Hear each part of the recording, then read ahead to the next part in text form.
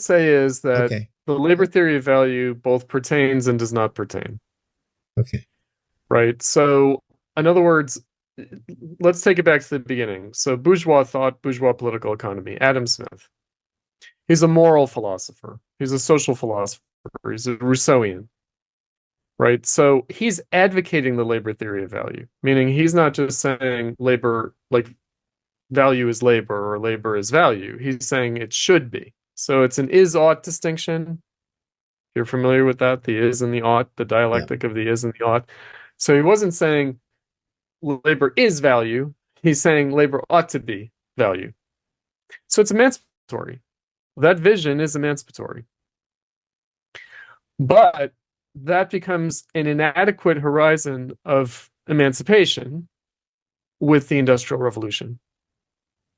So the Industrial Revolution, there starts being a disparity between the way that we struggle for freedom in production, in capitalism, and the actual social possibilities beyond capitalism.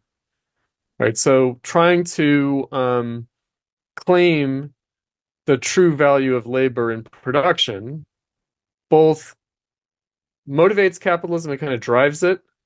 So the class struggle of the workers both drives industrialization and keeps it going, but it also holds it back. It's retarding. It's a constraint on the real possibilities of the general social intellect, to use a Grundrisse category, and science and technology. Mm. Right? So, revolutions, the struggle for socialism, the class struggle of the workers actually keeps capitalism going. Right? So capitalism is class struggle in that sense. And it's class struggle both formally, like when people are actually doing like collective bargaining and fighting for their rights and making demands on the state and launching movements, but it's also done like unconsciously, people voting with their feet, and that's where the kind of mystification of the market can come in, because it's kind of like, okay, because we are talking about like subsistence goods, and we are talking about, a large portion of the population that have to live through their labor. And I mean, obviously there are different levels to this. There are different levels to this. And that's why the labor theory of value is important as a starting point, but it's inadequate. And the reason it's important as a starting point is that you can't just throw it out the window, because it actually does correspond to our social reality and the discontents that we have in our social reality. Like Andrew Yang saying, what about the unpaid labor of mothers and of artists, right? As a basis for UBI. And when he's saying, look, us tech bros are putting people out of work, and don't we owe society something? And maybe the UBI should be that, right? Some kind of social justice.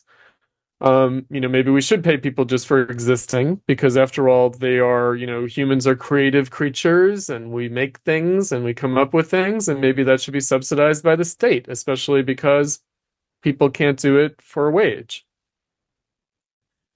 Right? That's based on a labor theory of value, even though it's talking about paying people for not working. That still is based on that. It's still based on commodity fetishism.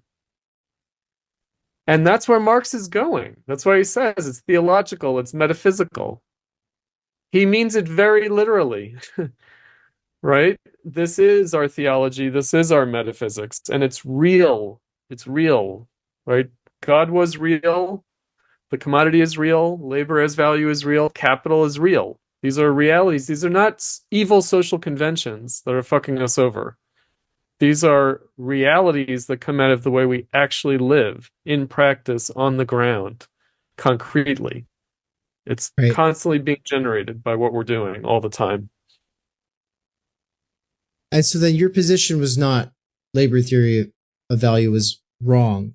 Your position was the point with the labor theory of value is not to get us to this position where now everyone's going to get paid fairly for Right. their labor, right? Right. That's both impossible and in some ways undesirable.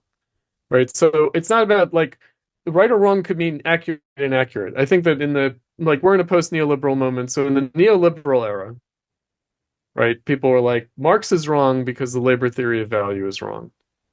And even though they were like neo-Smithian, supposedly, They weren't really, because they were like, well, Adam Smith is wrong too, because he also has the labor theory of value. So they'd pin it on Marx, they'd pin it on Adam Smith, they'd pin it on bourgeois political economy more generally. And that's where it becomes important to understand in Marx's time, who does bourgeois political economy refer to? It does not refer to the capitalist class. And it doesn't refer to capitalist economists, because the capitalist economists are taking their leave in Marx's own time when he's writing Capital of the labor theory of value. Marginal utility theory is being formulated in the late 19th century. And then Keynesianism is also some strange thing, because it's also like beyond the labor theory of value, and yet somehow also kind of restores the labor theory of value in this roundabout way, even though Keynes doesn't intend to do that.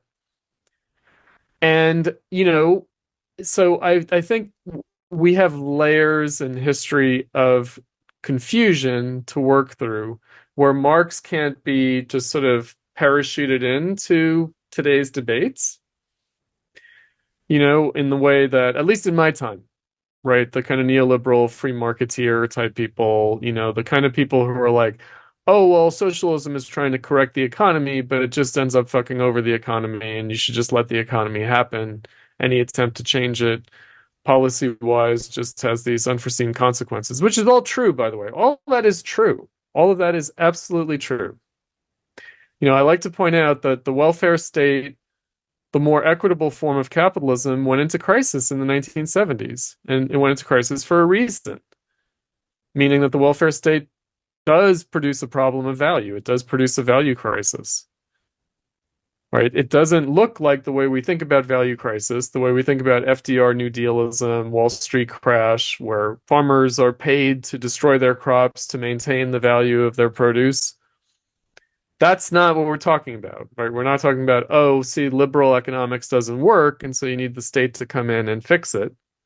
The state came in and tried to fix it, and it still went into crisis in the 70s. And I don't think people have a good understanding of that. They think it's oil shock or something. I don't know what people think on the left. I don't know what people on the left think.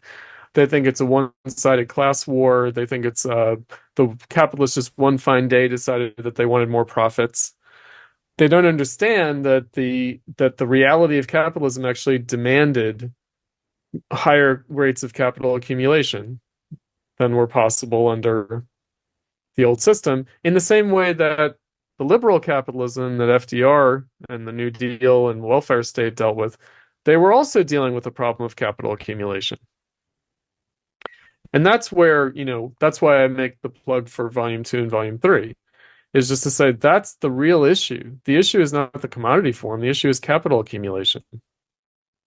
And the value crisis that comes with capital accumulation. It's not use value, exchange value. It's not like, oh, the contradiction of capitalism is use value versus exchange value. I can't tell you how many people ultimately, even though they should know better, Marxologists who should know better, they believe that. That's the essential contradiction. That's the essential contradiction, and it's not. It is not, because, it would be great if we had a free interplay of a dialectical interplay of use value and exchange value. That would be wonderful. But capitalism, industrial production makes that impossible. But it also holds itself out there. It's why like anarchist mutualism, localism, like some kind of restoration of petty bourgeois, like egalitarianism, that each community should be free to do its own thing. There shouldn't be these giant corporations, and there shouldn't be these states imposing on people or pulling the rug out from under people. But the thing is, well, why does that happen? It doesn't happen because of rich capitalists and their evil intentions, their profit motive, their ruthlessness. It happens because of capital accumulation. Mm-hmm. That's why it happens. That's how it happens. Right. I mean, yes, you got some sociopaths who become CEOs or whatever to facilitate the process, I guess. But that's just not the problem. It's also not how we're going to change it. Right? We're not going to put in like good bureaucrats to root out all the sociopaths, because it turns out the good bureaucrats are themselves as sociopathic as any capitalist CEO, as any Michael Douglas character, right? In their own way. Right. So, but again, use value, exchange value is not the problem.